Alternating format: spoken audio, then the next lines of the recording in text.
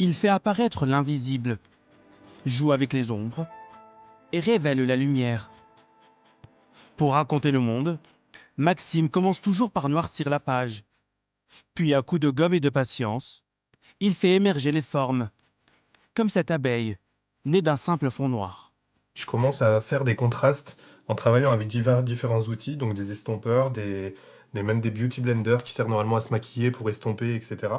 Et ensuite, je viens retravailler avec une gomme de précision pour retravailler du contraste en négatif et pouvoir retravailler les poils et on va dire le pelage de l'abeille par la suite. Mon projet, c'est un peu de troubler le spectateur avec est-ce que c'est une photo, est-ce que c'est un dessin, et donc du coup, c'est devenu mon style en fait depuis quelques années. Il partage son art sur les réseaux sociaux, des vidéos hypnotiques dans un univers apaisant, avec à la clé des millions de vues bien au-delà de la Bourgogne. Pourtant, rien ne le prédestinait à se lancer dans cette voie. Entre menuiserie, musique et petit boulot, il décide finalement de revenir à ce qu'il sait faire le mieux, dessiner. Une aventure qui a commencé en 2019, avec un ours, celui de Pompon. Je voulais l'exprimer avec mon style réaliste, et tout de suite, j'ai eu cette idée de faire un ours pompon dans l'ours pompon, donc avec un reflet un peu comme une boule à facettes, enfin une boule à neige plutôt.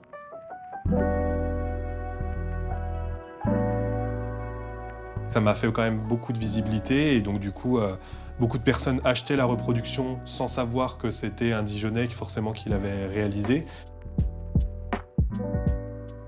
Depuis, il réalise une quinzaine d'œuvres par an, vendues entre 8 000 et 20 000 euros. Salut, Ça va, tu vas bien? la forme? Ouais. Frédéric Michelin possède déjà 5 tableaux. Aujourd'hui, il a eu un 6e coup de cœur pour ce dessin animalier. J'adore la texture. Tu as l'impression que tu peux le toucher, tu sais. Un tableau qui l'émeut. On sent vraiment l'amour de la mère pour son petit, et le petit qui se sent vraiment bien, qui est apaisé dans les bras de sa maman.